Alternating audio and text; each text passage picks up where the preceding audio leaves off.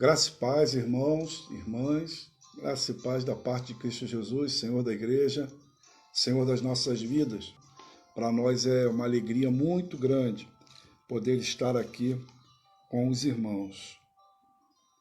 Louvado seja o Senhor pela vida de cada um e que o Senhor continue abençoando a nossa comunhão, nos concedendo a graça de crescermos juntos, unidos, sempre com o entendimento de que o Senhor é o Deus das nossas vidas. Nós temos estudado esse tema, coronavírus e a cosmovisão cristã da natureza humana.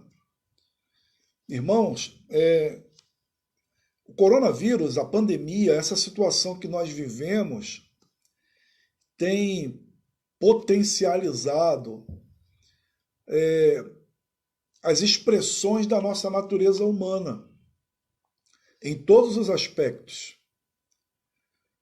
Nós ouvimos aqui, vimos, conversamos um pouco a respeito da natureza humana antes da queda, e agora nós estamos voltando os olhos para a natureza humana pós-queda. E observamos nas expressões da nossa humanidade nesses dias de pandemia, expressões que são a nossa realidade. Nós exprimimos, né? Nós colocamos para fora aquilo que nós somos. Se torna evidente nas nossas relações, nas nossas conversas, nas nossas atitudes, aquilo que nós somos. E é interessante voltarmos os olhos para essa compreensão, porque nós precisamos entender essa natureza para percebermos as nossas relações com o próximo, a nossa relação com o mundo criado ao nosso redor, a nossa relação com Deus. E aí nós falamos a respeito dos 3 mandatos, os 3 mandatos da criação, né? Os 3 mandatos da aliança, e conversamos um pouquinho sobre isso. Então, na semana passada, nós falamos aqui a respeito da queda. Iniciamos aqui o nosso texto falando a respeito da queda do ser humano, certo? Então, quando nós voltamos, quando nós voltamos os nossos olhos para o texto, e eu quero aqui ler com os irmãos o texto, Gênesis capítulo 3, versículo 1 ao 7. Nós vamos caminhar complementando essa nosso estudo a respeito aqui da queda, sempre entendendo, voltando aqui ao início do nosso estudo. Você pode procurar os primeiros estudos, a nossa visão, como diz o tema, a respeito da humanidade, da natureza da nossa humanidade, ela passa pelo viés de uma cosmovisão cristã. Então, por isso nós estamos caminhando como temos caminhado. Olhamos aqui a criação, observamos a queda, olharemos a redenção e também lançamos os olhos para a consumação. Então, tem toda essa construção que nós temos feito. Muito bem, Gênesis 3, versículo 1 ao 7, nos diz assim: Mas a serpente, mais sagaz que todos os animais selváticos que o Senhor Deus tinha feito, disse à mulher: É assim que Deus disse: Não comereis de toda a árvore do jardim? Respondeu-lhe a mulher: Do fruto das árvores do jardim podemos comer, mas do fruto da árvore que está no meio do jardim, disse Deus: Dele não comereis, nem tocareis nele, para que não morrais. Então a serpente disse à mulher: É certo que não morrereis. É certo que não morrereis, porque Deus sabe que no dia em que dele comerdes, se vos abrirão os olhos, e como Deus, sereis conhecedores do bem e do mal. Vendo a mulher que a árvore era boa para comer, agradável aos olhos e árvore desejável para dar entendimento, tomou-lhe do fruto e comeu, e deu também ao marido, e ele comeu. Abriram-se então os olhos de ambos, e percebendo que estavam nus, coseram folhas de figueira e fizeram cintas para si. Muito bem, irmãos. Essa é a narrativa da queda, há ainda, né, o conteúdo que vem posterior. Fizemos algumas considerações na semana passada e hoje queremos pensar um pouquinho mais a respeito da extensão da queda, né? A queda do homem, ela não se resume apenas a um relato bíblico da mulher tomando do fruto, comendo e dando ao homem. Há uma relação infinitamente maior do que esta. Já olhamos e percebemos que o pecado não estava na árvore nem no fruto, mas na atitude que o ser humano teve. E hoje nós podemos perceber aqui que essa queda, ela sai ali do Éden, ela sai do Éden e ela atinge toda a humanidade, chegando até a mim e a você e àqueles que ainda virão após cada um de nós. Então, a queda não é apenas comer do fruto, não é apenas uma visão distante. Olha, aqui o ser humano caiu, comeu do fruto. Pronto. Houve consequências. E essas consequências são drásticas, né?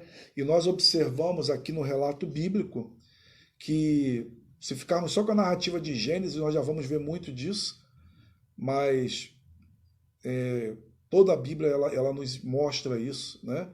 A extensão dessa queda. Mas já aqui no texto de Gênesis, nós vamos observar a extensão, porque logo após a queda, nós observamos a manifestação da profundidade dessa queda na relação do homem consigo mesmo, da relação do homem com o próximo, da relação do homem, e quando eu digo homem, eu estou pensando aqui ser humano, com a natureza e principalmente a relação do homem, do ser humano com Deus. Observamos que já no capítulo 4 de Gênesis, nós temos a narrativa do primeiro homicídio cometido contra um irmão.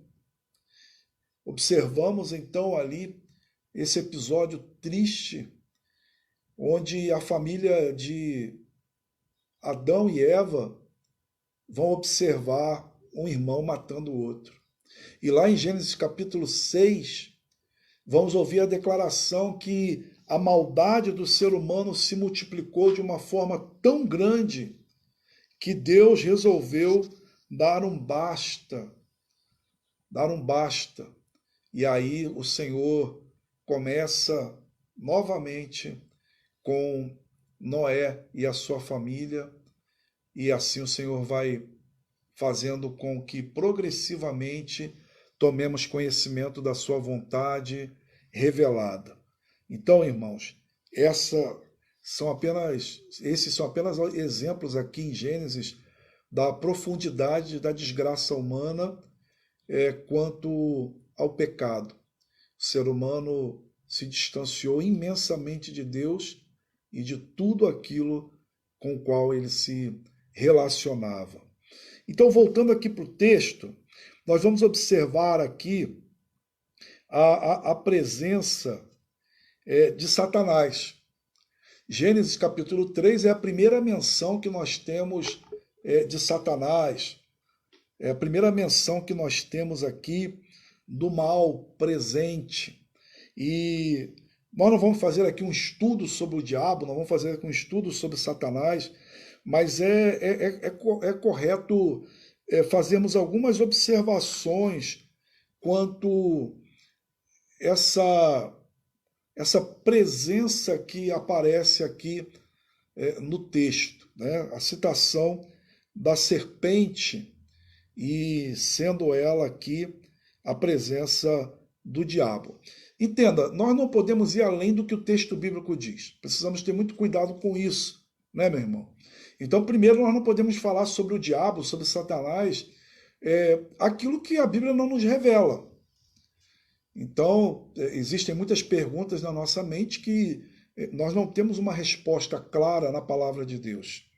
Então, nós precisamos trabalhar com aquilo que a palavra nos revela, como é correto e corrente dizer, onde a Bíblia se cala, nós também devemos nos calar.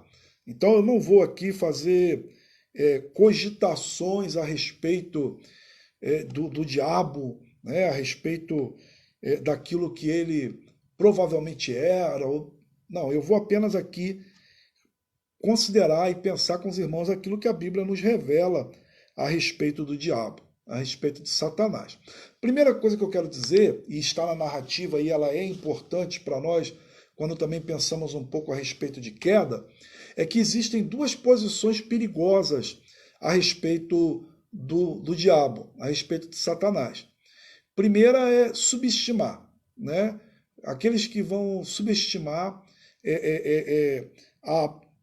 a realidade de Satanás, aqueles que vão subestimar a sua ação, a sua atuação, as suas sugestões na vida do crente, na vida da humanidade, na vida do ser humano.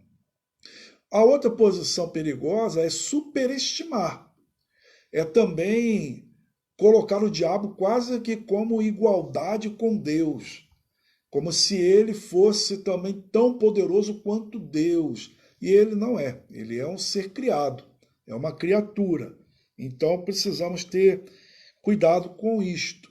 Nessa nossa época pós-moderna, onde nós temos acesso a tantas informações, a tanta tecnologia, né, a tantas descobertas, tem sido até corrente encontrarmos crente, pessoas cristãs, que também duvidam da existência de Satanás e questionam. Mas a Bíblia nos fala sobre ele, a Bíblia nos fala sobre os demônios e a Bíblia nos fala sobre essa realidade espiritual, né? Vamos aqui, mas de maneira breve, observar aqui, por exemplo, o texto tão conhecido nosso, que é Efésios capítulo 6, lá no versículo 17 e 18, que nos diz assim, né? Tomai também o capacete da salvação e a espada do Espírito, que é a palavra de Deus. Versículo 16. Embraçando sempre o escudo da fé, com o qual podeis apagar todos os dardos inflamados do maligno. Observamos aqui também, por exemplo, Tiago, e existe outra referência aqui nesse mesmo texto de Efésios, mas eu quero ler lá em Tiago. Tiago, no capítulo de número 5,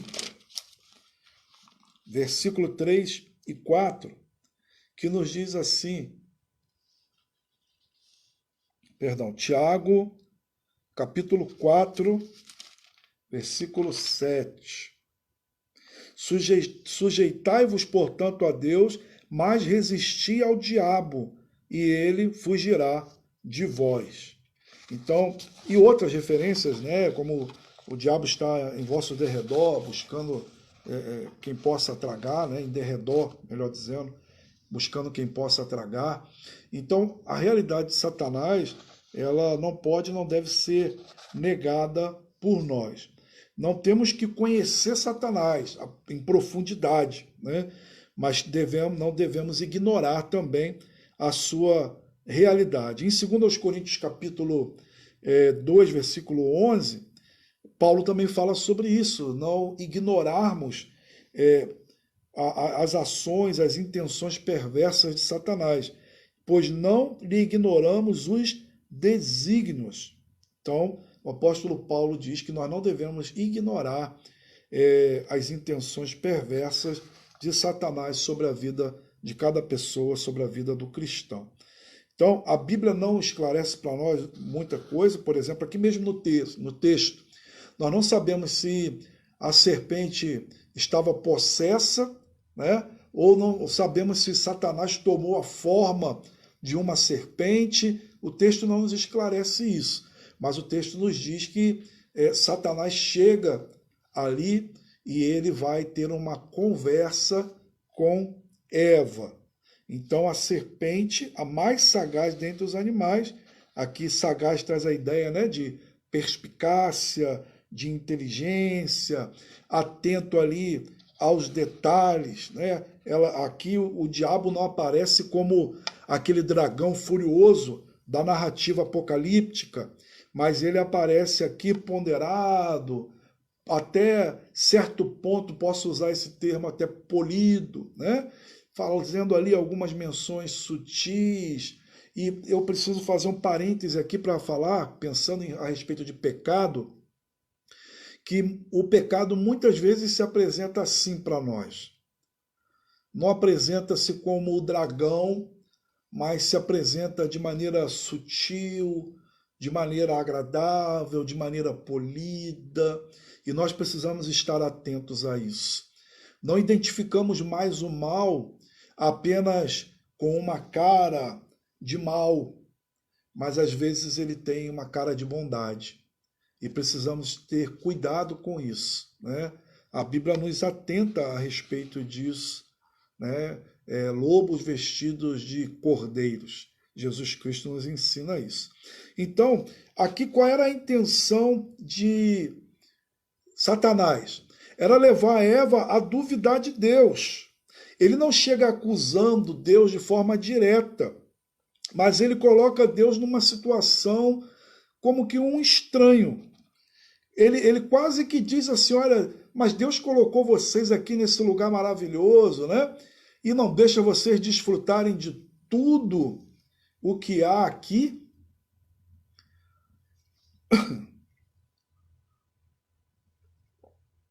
Satanás, ele coloca uma semente de dúvida no coração de Eva, que já estava sendo, nós vamos ver isso aqui, inclinando, né? Estava sendo inclinado para o mal ali. Então Satanás ele exagera, ele aumenta, ele modifica, ele adultera a palavra de Deus. Outro elemento importante para a nossa percepção, embora não seja o centro do nosso estudo, mas só para pontuar, que é muito perigoso quando as pessoas fazem citações bíblicas e nós não percebemos, às vezes, a mudança de uma vírgula sequer, né? Quando eu digo vírgula sequer, mudando o sentido das palavras. Precisamos ter cuidado com isso, porque nem todo mundo que faz uma citação bíblica está fazendo dentro do seu contexto e dentro da vontade da narrativa bíblica. Às vezes a citação bíblica é para satisfazer o seu bel prazer ou para sustentar alguma ideia até antibíblica. Então precisamos ter cuidado com isso. É o que Satanás faz aqui. Satanás é o primeiro a adulterar a exegese bíblica, né? Então ele vem aqui e vai modificar. E é interessante a frase do reverendo Augusto Nicodemos, em que ele diz assim, olha, Satanás está mais interessado em adoecer nossa mente do que nosso corpo. Ele quer que não entendamos a palavra de Deus, ele quer confundir. Por isso devemos buscar conhecer a vontade de Deus. Então, a vontade do diabo, né, o intento do diabo numa relação direta de deturpação da palavra de Deus, ele quer que nós não venhamos a conhecer a vontade de Deus e nem sequer obedecê-la. E Eva estava inclinada para isso, porque nós vamos observar que ela também apresentou a ordem de Deus como se fosse mais difícil do que era, e como se Deus tivesse dito que não disse, porque ela disse assim, olha, o Senhor disse que essa árvore aqui nós não podemos comer, e ele falou que nós não podemos nem sequer tocar. E quando ouvimos a narrativa anterior, né, que Deus fala com o homem, ele diz apenas a proibição de não comer do fruto. E aí, então, aqui nesse ponto do diálogo, a serpente coloca como se Deus estivesse mentindo, contradizendo Deus, porque ele vai dizer assim, mas é certo que não morrereis, né?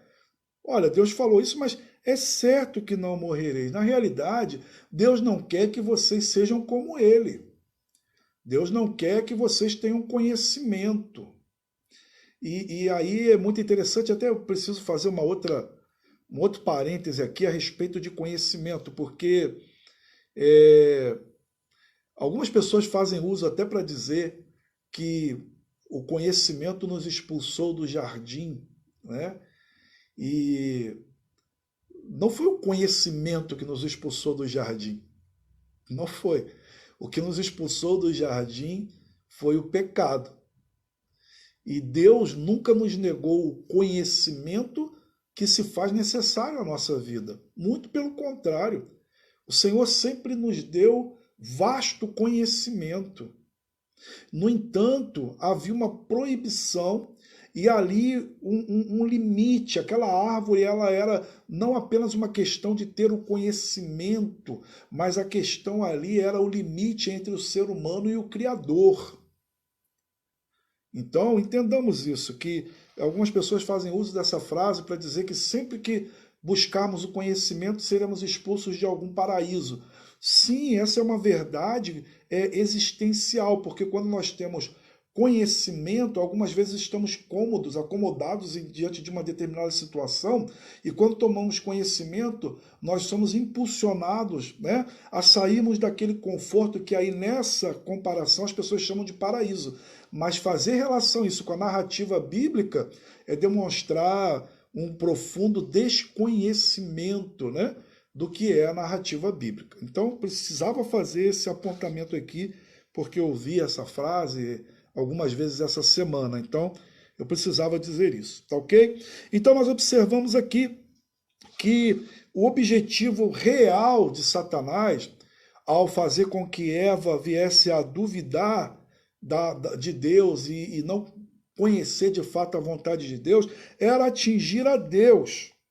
E o Satanás usa instrumentos humanos para atingir a Deus, para fazer com que o homem que foi criado à imagem e semelhança de Deus seja um símbolo de humilhação, né? E afastar o ser humano cada vez mais de Deus. Então, nós observamos que o intento aqui é ofender a Deus através do ser humano. E o que aconteceu no coração de Eva? A narrativa bíblica diz para nós que ela disse lá, vendo a mulher, que o fruto era agradável aos olhos, né? Ela se sentiu atraída, o seu coração já havia sentido agrado de fazer parte ali daquele pecado de tomar do fruto, de comer. Então ela olhou com um olhar diferente. O olhar deveria ser, como o nosso deveria ser, um olhar de admiração do Criador. Mesmo que Eva olhasse aquela árvore, ela deveria olhar aquela como todo ao seu redor, como expressão do poder, da graça, da grandeza de Deus. E ela então passa a olhar como um meio, um caminho pelo qual ela pudesse ser como Deus e experimentar coisas novas, né? Ela se sentiu atraída por isso. Então a queda começa diante de toda essa narrativa anterior ao o ato de comer, né? Há ali a tentação, há ali as considerações no coração de Eva, e até ali então ela ainda não havia efetivamente pecado, mas estava sendo tentada. Então, quando ela toma do fruto, efetivamente ela peca. O Senhor Jesus Cristo nos fala sobre a cobiça, né, dos olhos, lá em Mateus 5, 27 e 28. Depois você deu uma lida. Muito bem. Deixa eu tentar trabalhar um pouquinho só aqui algumas questões da narrativa ainda que me atraem muito. O mal, ele perverte as faculdades humanas. Quando Adão e Eva pecam, eles são como se tivesse sido apagado deles parte daquilo que eles eram. Essa é a realidade. E o pecado, então, perverteu a faculdade humana, o próprio raciocínio. Mais do que isso, a gente vai ver aqui um pouquinho quando falar a respeito, a respeito de onde, até onde o pecado nos atingiu, da depravação total, né? Então, ele perverte, e diz o texto, abriram-se os olhos e viram que estavam nus. Olha, eles já estavam nus antes, mas agora há uma perversão na maneira como vê o outro, e como se vê a nudez, e como se relaciona com ela. E Adão e Eva têm o quê? Antes, essas palavras não surgem no texto. Adão e Eva têm vergonha. Adão e Eva se envergonham de estar nus e tentam cobrir a sua nudez com folhas. Então, depois disso, a sexualidade, né, nunca mais foi a mesma. Após a queda do homem, o ser humano nunca mais passou a lidar com a sexualidade de forma natural, santa, nunca mais. Então, observamos aqui. Mais do que isso, concebido o pecado e tendo eles vergonha, surgiu um outro sentimento no coração. Tiveram medo. Eu não estou fazendo uma leitura total aqui da narrativa, mas você pode ir acompanhando aí, né? Diz o texto, então, que eles tiveram medo. Adão e Eva agora já não querem mais conversar com Deus quando Deus vinha na viração do dia. Eles percebem que Deus está chegando, que Deus vem ao encontro deles, percebem que estão nus, têm vergonha e nasce no coração do ser humano medo. E nunca mais a humanidade deixou de sentir medo. Das mais variadas formas, nos mais variados relacionamentos, de forma tão profunda que hoje, de forma mais evidente, adoecemos por causa de medo daquilo que ainda nem aconteceu e que nós chamamos de ansiedade. O ser humano adoeceu. A queda então nos atingiu de maneira profunda. E nós, seres humanos que antes conversávamos com Deus e tinha prazer nisso, agora fugimos de Deus. E a Bíblia diz isso, que ninguém quer Deus. A Bíblia diz isso. Se formos deixados à inclinação do nosso coração, nós não queremos Deus. E aí depois, quando falarmos a respeito da redenção, falaremos um pouco mais sobre isso. Então, como aqui eu pensando, né, como a criança, quando comete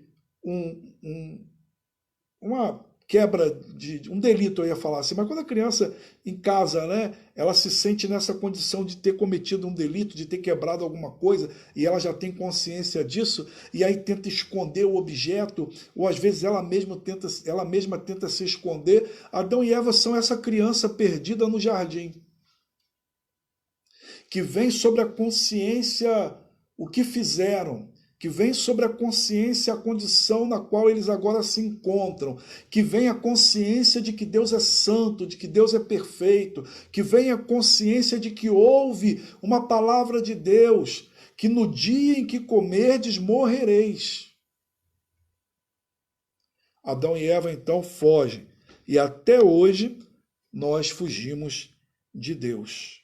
Nós também somos esses filhos, somos essas crianças que demoramos às vezes para entender que o caminho é o arrependimento, a confissão e o se lançar nos braços do Pai. Falando agora na condição de homens e mulheres de Deus. O Senhor nos resgata para que não mais tenhamos medo. Com Deus nós podemos abrir o coração e dizer, Senhor, eu pequei. Mas devemos também buscar viver em novidade de vida e não voltar à prática do pecado confessado. E aqui fica a marca nessa expressão de como o pecado nos afasta de Deus.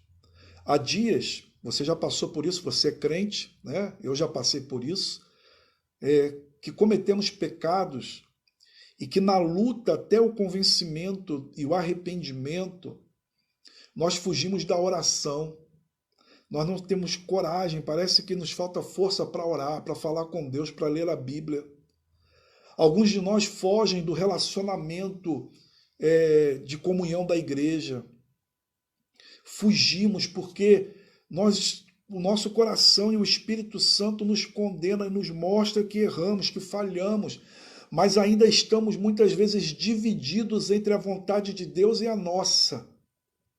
E enquanto isso não se resolve dentro de nós, há guerras e batalhas tremendas. E o salmista vai dizer, lá no Salmo, né, o salmista Davi, ele vai dizer que enquanto calou seus pecados, seus ossos envelheceram. Ou seja, há até uma enfermidade física, aquilo que a psicologia vai chamar aí de psicossomática, né? Acontece, nós somos cristãos, então a nossa mente, o nosso coração tem essa consciência e nós lutamos entre a vontade de Deus e a nossa, não confessamos os nossos pecados e isso pode trazer adoecimento até mesmo ao nosso físico. Então isso acontece aqui no Éden. E Deus, ele é maravilhoso, porque quem vem ao encontro é Deus, não é um homem que está lá no jardim, então começa a clamar, Senhor, eu pequei, vem a mim. O homem não faz isso. Mas diz o texto que o Senhor não deixou de ir à presença do homem. O Senhor não deixou de estar ali e confronta Adão e Eva com algumas perguntas. E não foi por não saber que Deus faz a primeira pergunta, onde estás? Deus sabia onde Adão e Eva estavam, escondidos, mas não escondidos da face do Senhor e do conhecimento de Deus. Mas eu vejo que Deus aqui, ele tanto quer demonstrar para nós na narrativa o fato do ser humano se esconder, para que Adão declare tudo o que declarou, como também para que nós entendamos a necessidade da percepção de nós olharmos e entendermos onde nós estamos. Quase como que, Adão, veja onde você está. Eu sei, mas Adão, onde você está? Veja onde você está. Tenha compreensão do que aconteceu com você. Então, Deus faz isso. E o objetivo aqui, então, é fazer esse casal se conscientizar. E todos nós temos o registro bíblico da narrativa da revelação de que onde o ser humano se encontra agora, afastado de Deus, com medo, com vergonha e escondido. Quando então falamos aqui sobre o coronavírus e a natureza humana, essa é a natureza pós-queda. Diante de toda essa pandemia, essa natureza corrompida tem se manifestado de forma muito evidente. Desde cada cidadão ao mais alto escalão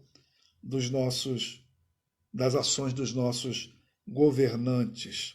E aqui é maravilhoso observar a misericórdia de Deus, porque Deus, ele vem, e quando ele vem, Adão e Eva já eram culpados, já estavam mortos, já estavam condenados. E aí nos lembramos da narrativa bíblica que diz que ele nos amou primeiro, e ele nos amou sendo nós ainda pecadores. Está aqui essa expressão ainda micro, e ela vai ser macro lá na cruz do Calvário. Deus vem ao ser humano, a misericórdia e a graça de Deus se manifestam. Por isso que nós falamos, a graça ela não está apenas no Novo Testamento, a graça de Deus ela está em toda a narrativa bíblica. Toda a narrativa bíblica. E na confrontação observamos a atitude do ser humano também tão comum em nossos dias. Adão e Eva começam a culpar todos aqueles a quem eles podem culpar. Adão, o que você fez? Não, olha, não fui eu, foi a mulher que tu me deste. Eva, o que fizeram? Não, não fui eu, foi a serpente. E aí nos nossos relacionamentos, na nossa vida como crentes, a humanidade como um todo, mas mais especificamente nós como cristãos, muitas vezes também agimos assim. Não assumimos a nossa responsabilidade com os nossos atos e culpamos o outro, ainda que Satanás tenha feito toda aquela defesa para que Eva comesse do fruto, era uma responsabilidade pessoal dela, como era uma responsabilidade de Adão, como representante de todos nós, não comer do fruto. Meu irmão e minha irmã, como seria bendito se cada ser humano fosse mais sincero em assumir as suas responsabilidades e não buscar culpar o outro em tudo. Não é verdade? Nós não somos responsáveis pelo que os outros fazem, nós somos responsáveis pelo que nós fazemos. Nós não somos responsáveis pelo que o outro diz, nós somos responsáveis pelo que dizemos. Nós não somos responsáveis pelo que os outros sentem ou pensam. Nós somos responsáveis pelo que nós sentimos e pensamos. Quando eu digo que não somos responsáveis, eu não estou falando aqui de uma relação de falta de amor, de cuidado. Mas o que eu estou querendo dizer é da relação de assumir as nossas responsabilidades, né? As nossas responsabilidades. Então, observamos aqui que Adão peca e ele culpa Eva, e assim toda a humanidade tem feito até hoje. Quando a culpa não é de Deus, é do diabo, né? Porque Adão fala assim: Senhor, a mulher que tu me deste, ou seja, Senhor, eu estava muito bem, muito tranquilo aqui no jardim, sozinho. O Senhor me deu Eva. Então, por tabela, a culpa é do Senhor. Podemos perceber isso no texto, né? Podemos fazer essa reflexão. E Eva, então, vai culpar, não Deus, mas ela vai culpar a serpente. Algumas vezes na nossa vida é assim. Quando nós não responsabilizamos Deus, responsabilizamos o diabo. Por exemplo, a própria pandemia que temos hoje, né? No que diz respeito a assumir responsabilidades, muitas vezes nós vamos culpar a Deus ou o diabo e não vamos entender que é uma consequência da própria natureza humana, da nossa vida, e nós assumimos as nossas responsabilidades pessoais. Pessoais. Não é verdade? Por exemplo, temos nesses dias ouvido da necessidade de cada um de nós fazer o seu papel no que diz respeito à higienização, ao uso da máscara, ao isolamento quanto possível for. Isso é uma responsabilidade nossa. Nossa. E as consequências da não obediência, elas não podem ser colocadas na conta nem de Deus nem do diabo. Ela é uma responsabilidade humana. Humana, né? Mas bem, observamos então aqui que Deus ele abre o caminho da reconciliação. E nós temos aqui então essas consequências. Adão nos arrastou para o pecado com toda a sua descendência. Todos nós pecamos em Adão. Todo ser humano tem a natureza pecaminosa de Adão. Nós somos responsáveis pelo pecado como Adão é. Ele era o nosso representante. O apóstolo Paulo escreveu que, lá em Romanos capítulo 5, versículo 18, por uma só ofensa veio o juízo sobre todos os homens para a condenação. Então, a extensão, ela ultrapassa os muros do Éden e nos alcança. E aí, então, nós entramos aqui num tema que é o tema do pecado original, que é importante para a nossa reflexão, né? O pecado original significa simplesmente que o nosso pecado, ele é consequência do pecado de Adão e Eva. E por eles nós pecamos. E por ele todos nós nos tornamos pecadores. Então, o pecado ele é presente em nossas vidas desde o nascimento. Como diz o salmista, em pecado me concebeu a minha mãe. A universalidade do pecado é afirmada nos escritos sagrados. A gente pode observar isso em Romanos 3:23, 3:10 e 12, 18, 1 João 5:19. A Bíblia diz: não há um justo sequer.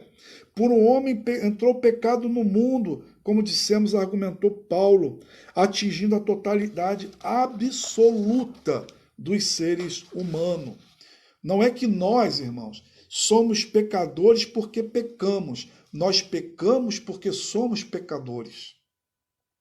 Entende? Então, é inevitável que pequemos, porque faz parte da nossa natureza pós-queda. A presença do pecado no coração do homem nos fragilizou, de maneira tal que nós agora, só pela graça de Deus e passando por uma regeneração, podemos fazer o caminho de obediência a Deus e nunca, ainda nessa terra, de maneira perfeita e total.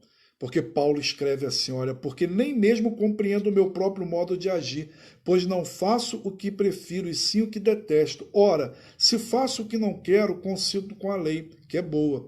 Neste caso, quem faz isso já não sou eu, mas o pecado que habita em mim, porque eu sei que em mim, isto é, na minha carne, não habita bem nenhum, pois o querer o bem está em mim, não porém o efetuá-lo, porque não faço o bem que prefiro, mas o mal que não quero, esse faço. Mas se faço o que não quero, já não sou eu quem faz, e sim um pecado que habita em mim. Romanos 7, versículo 15 e 20. Então, nós éramos originalmente inocentes. Agora, fomos mergulhados num estado de corrupção e herdamos a culpa de Adão. Então, não neguemos isso. Eu percebo que dos maiores problemas nossos nas nossas relações com Deus, com o ser humano, com o outro, é se esquecer da nossa natureza pecaminosa.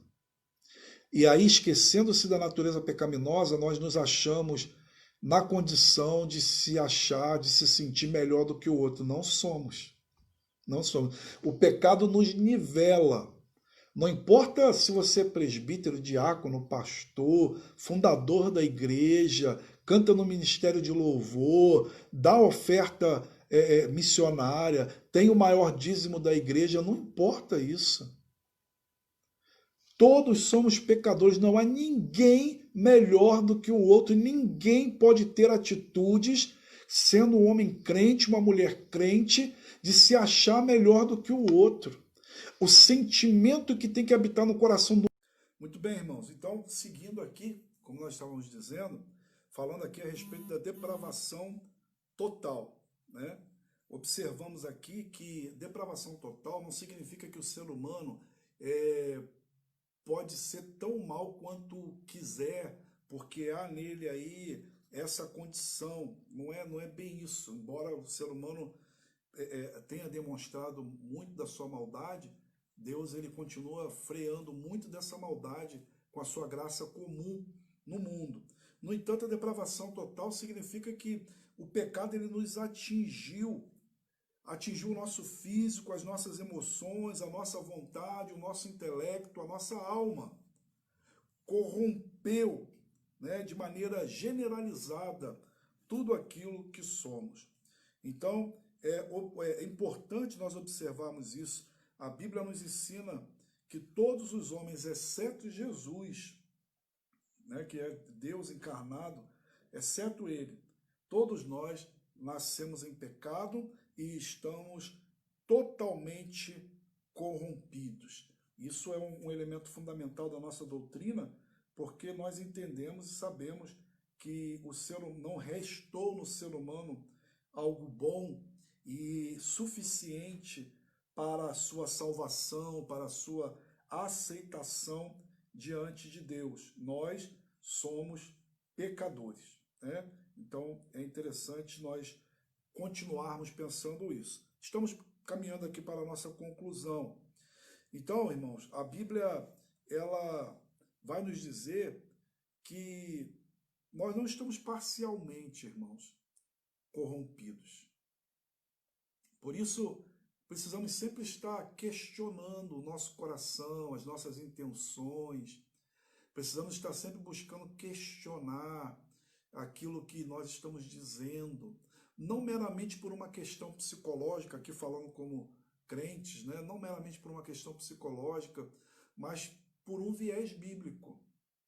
Olha, o que eu estou dizendo, o que eu estou sentindo, ele é legítimo, é bíblico, está conforme a vontade de Deus, porque nós nos tornamos cegos e o Satanás nos cega ainda mais. Então precisamos entender isso. É muito interessante a percepção desses dois elementos aqui para o que a gente vai falar depois, né? Depravação total, percebermos isso, e também percebermos o pecado original. Tá ok, irmãos? Caminhemos assim então. E para a queda do homem, só Deus ele tem a solução. Somente Deus tem a solução. E aí nós vamos falar na redenção sobre isso. Concluindo, irmãos, a queda não foi um bom negócio. O ser humano trocou tudo o que Deus havia dado por nada, porque o ser humano perdeu tudo, né? Perdeu tudo porque ele perdeu a relação com Deus, e Deus é tudo. O Senhor é tudo aquilo que o ser humano necessita. E desse relacionamento com Deus nós temos todas as outras coisas. Lembramos que Jesus Cristo falou: buscai, pois, o reino de Deus, e as demais coisas vos serão acrescentadas. Buscai em primeiro lugar o reino de Deus, e as demais coisas vos serão acrescentadas. O ser humano tornou-se escravo do pecado. Olha, na nossa carne há prazer no pecado. Não neguemos isso. A gente precisa entender isso. Nós, na nossa natureza, temos prazer pelo pecado. Mais uma vez regenerados, devemos buscar prazer na vontade de Deus e na obediência. Estejamos atentos à realidade do tentador, do diabo, de Satanás, manipulando pessoas, situações e circunstâncias. Estejamos atentos a isso. E devemos estar atentos também à realidade maravilhosa do Espírito Santo em nossas vidas. O Espírito Santo de Deus nos mostra, nos dá discernimento, sabedoria. O Espírito Santo nos conduz em toda a vontade de Deus, como disse Jesus Cristo.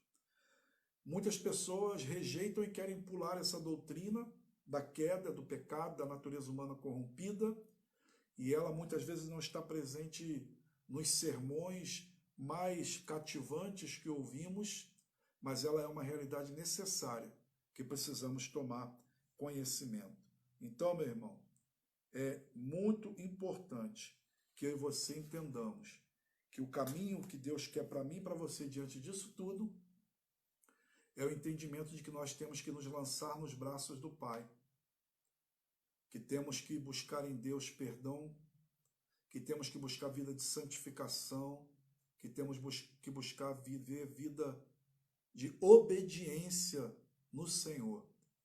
Busquemos obedecer ao Senhor a cada dia, porque o Senhor cuida de nós, o Senhor é por nós e o Senhor é todo poderoso. Obrigado você que continuou acompanhando, né? Deus abençoe a sua vida, Deus te fortaleça, Deus te dê um domingo abençoado.